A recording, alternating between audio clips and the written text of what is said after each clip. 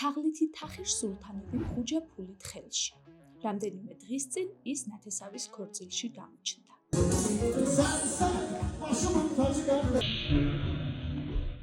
ეს მაშინ, როცა მისი თაღლითობის ამბავი მთელმა ქვეყანამ გაიგო.